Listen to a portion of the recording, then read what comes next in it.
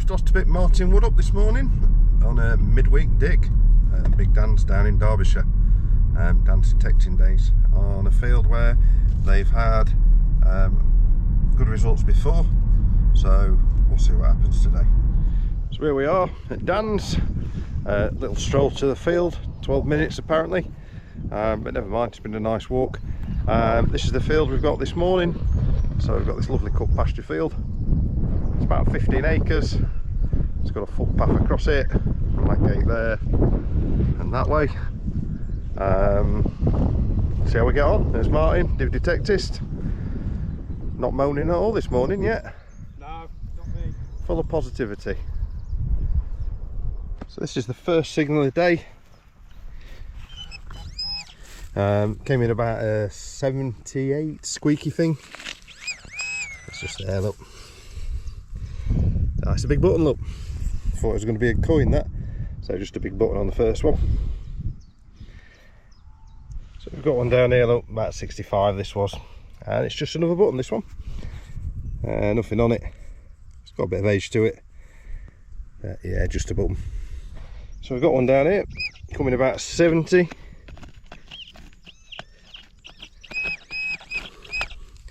See what it is. Okay. It's definitely a coin of some kind, there's no shank on it this time. But that's toasted. We're not going to get anything off that one. But if there's one coin, there's more coins. And if there's coins, there's silver. And if there's silver, there's gold.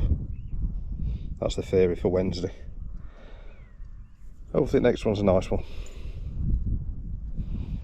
So on this field there's nothing obvious that sticks out, old buildings or nothing like that. Countryside, beautiful, as it always is in Derbyshire. So what I'm going to do is play doctor over the trees. So that's the first one, and then I'm going to work my way up the edge to the gate, obviously thinking somebody's been in the gate, and then work my way down the side to that tree, and there's a gate further down, and then I'm going to have a little zigzag around, see if I can find a little hot spot. So I've just pulled this one out, really sharp signal, stopped me in my tracks. Looks like there is a rim there, look. So let's crack it open. Here we are, little coin in a coin ball. Here's the imprint. There's a coin, look.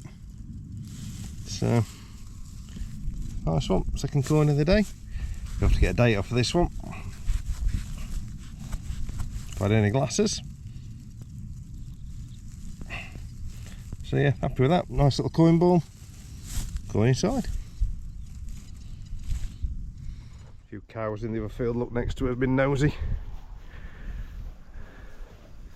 I think there's a bull in there doing its job as well. It's a good job they can't get over us. Martin would be like Zola Bud going across the field. So we've got a nice little brook there, it's a natural one. So what I'm going to do is now follow the brook round like that, all the way around, probably about 6-10 foot away from the edge. Hopefully somebody's been down to that brook and dropped some goodies. So I've just had this up. It's like a lead weight. It's got an old leech end. No idea what it is. Anybody knows, please post below. I've had two of these. I know Martin's had one or two. There is a brook behind us.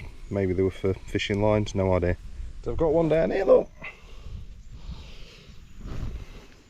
Good old 20p next to the brook. At least it's a coin, I suppose. 20p spendable. Got a little one down there, look. It's only a tiny button, but people say the DEUS II doesn't pick things up, it's not deep. So we've got one down there. I think you can just about see an edge on it there, look. Yeah, it's going to be another coin. Don't think I'm going to get anything off it though. So yeah, another bad coin. If I can get anything off it, I'll tell you what it is. Quite a deep squeaky one out of there. You can just see it there, look, I've just pulled it out. Actually, it's a little coin ball, it's fell apart. There's the imprints. And we've got another toasted coin in the middle. Don't know if we'll be able to get anything off it. Not sure. You can just about see a bust on that side. You might be able to see it better than me. Yeah, see a bust there, look. Not sure who it is. This is quite a nice one. Real tight. 75 every direction. Could be another coin, this one, to be honest. Let's see what we've got. So this was the 74, what I thought might be a coin. Confidence, the thought before reality strikes. Bit of lead. So I've got one there. Jumping around the 80s. All the way around, jumping around. Little squeaker. Let's see what we've got. This was that 91. Squeaky one. It's out. It's not a bit rooty. There, a little bit of green in the soil. So it's another coin. And I'm going to say another battered coin. Another coin? Yeah, another coin. Can't tell what it is, but yep, another coin. There's got to be a silver up this side somewhere. Martin's there. I think he's just had a coin as well. So we might have found a little bit of an hot spot, hopefully. This is my go-to settings while I'm getting eaten by these flies. It's run off of number 3, program number 3, which is sensitive full tones. I've got sensitivity at 97. I will move that up and down slightly depending on the field.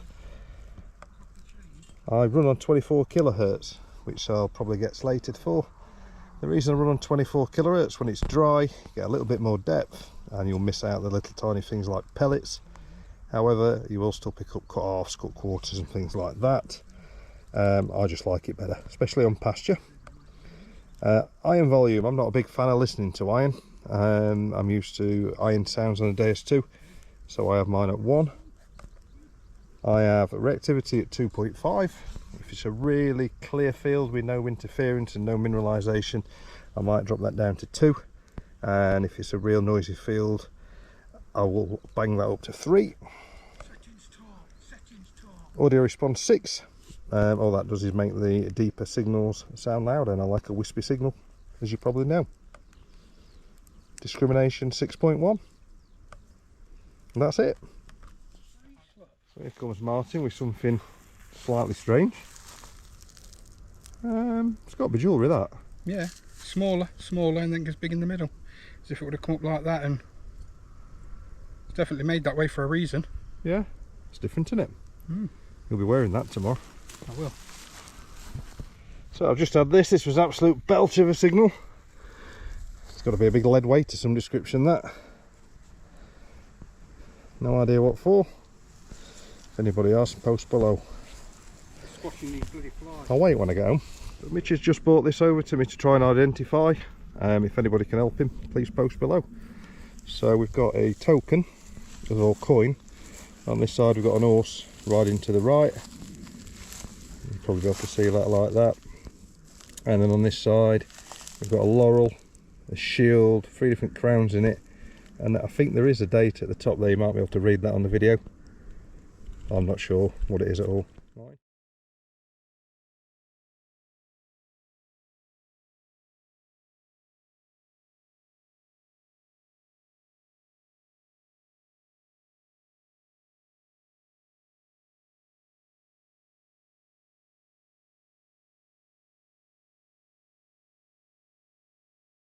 Just had this up, just a little bit different. It's through the keyhole, I think, that. Is it key scutching? Have a look. Quite an old one, it's bronze. Hopefully it's the keyhole to the treasure. So, down in the darkest depths, down there. One of a crusty. God, this is battered. Look at the state of this one.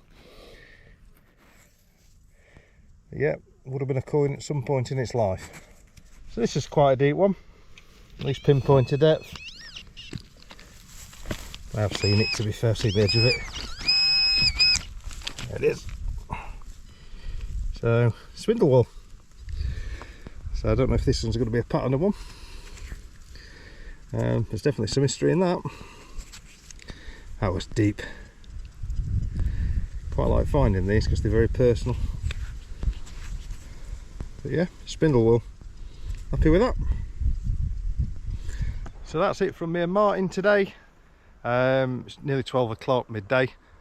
Good thing about Dan, he starts early in the morning to avoid the heat, but the heat's just getting a bit bad. Lost about a pint of blood through the horseflies and a pint of sweat, and now we've got a little stroll back to the car up a bridle path. It's not been a bad day.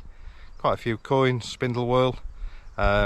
Watch to the end, I'll put a little bit of a roundup on, and please don't forget to subscribe. We much appreciate it, and we'll see you on the next one.